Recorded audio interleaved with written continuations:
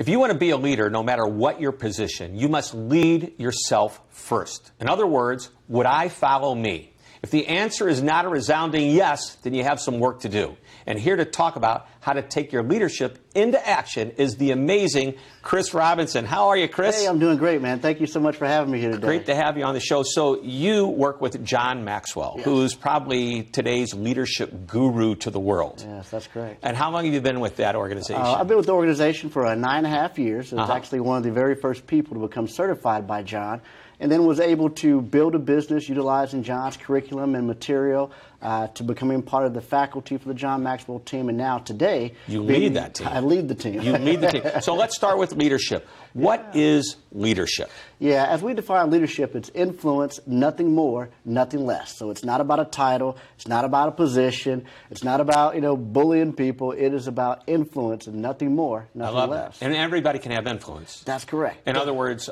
my friend Mark Sanborn, I don't know if you know Mark or not, yeah. And Mark is, I don't know if he worked with John Maxwell or he just is.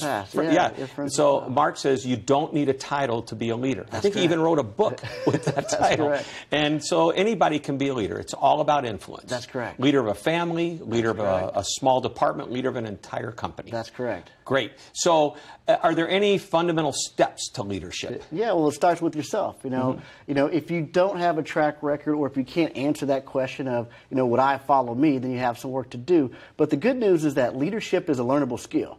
A lot of times, because we have that misconception of the definition of it being a title or position, we think that we're not leaders. And so leadership is a learnable skill, it can be taught, so you're not just born a leader. Right, I get that. So anybody can be a leader. That's great. But I'll put it in customer service terms because that's the area that I focus on. Many times, a leader in a company says, we have great customer service. But then you go out and you talk to the customer, and the customer says, no, that's not the case. Is there ever a disconnect between what a person actually thinks of themselves and actually their capability? Yes, absolutely, 100% of the time. When we go into organizations and we assess leaders, they oftentimes think highly of themselves because of the title or the position. And if we go back to that definition of leadership is influence, nothing more, nothing less, you're going to always see that gap. Right. I get that. So anybody in any organization can be a leader.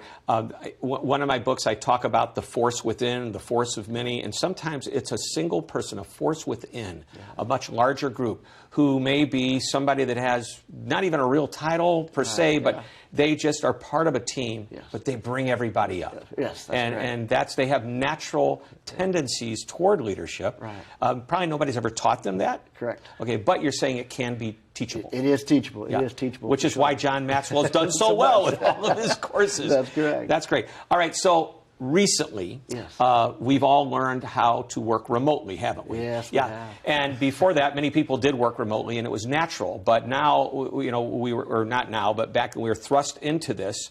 So leaders trying to lead a group of people that aren't right in front of them.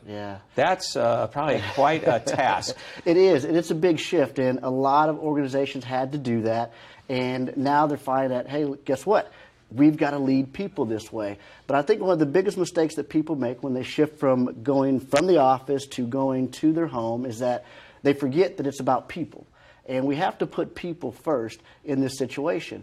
And so what that means is understanding that every person that we're leading, whether in person or remotely, we've got to answer 3 questions. The 3 questions are this. That follower is going to ask, can I trust Shep? Does he? Assuming I'm the leader. Assuming you're the leader. They're going to ask you, can I trust you? Do you care for me? And can you help me? Okay. Can I trust you? Do you care for me? Can you help me? Now, whether that's in person or not, we have to, again, get a resounding yes to those questions if we want those people to follow us remotely. But oftentimes we think, when we get to this remote place, that it's all about the systems and it's all about the processes. And we have to remember, it's all about the people. Yeah, because many times I know that leaders, managers, they're dealing with people that, regardless of any circumstance, there's somebody on the other side of the country. There is a sales force that's spread out around the world. It's difficult. So the 3 words I'm picking up here are trust, care, and help. That's pretty simple.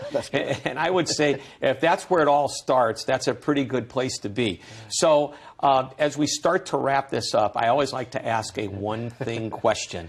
What's one thing about leadership that you could share that's instant? I know so much of this is a mindset, but is there something tactical that we can do, some skill that we can work on? Is it communication? Is it, what is the skill, and what would that one thing be that this audience should go and do, like right after they watch our interview? Right. Well, I mean, when it comes down to one thing, I mean, obviously, John himself has written hundreds of books on this topic. And not just a few books, hundreds of books. Over 100.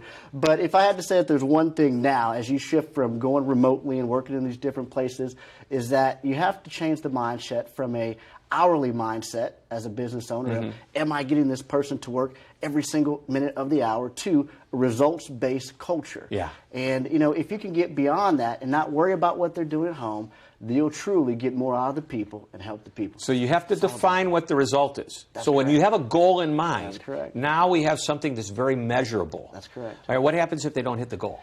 Well, again, that goes back to, can they trust you? You know, do you care for them? Can you help them? Yep. What are you doing that to third help that one, person? help. Let's help them learn how to hit the goal. That's correct. And so we've got to provide that resource, coaching, training, whatever it is that you need to do in order to help get them to speed. Well, Chris, this has been great. I take away this. As a leader, I want people to trust me. I want them to know that I care, and I want to be able to help. That's what it's all about.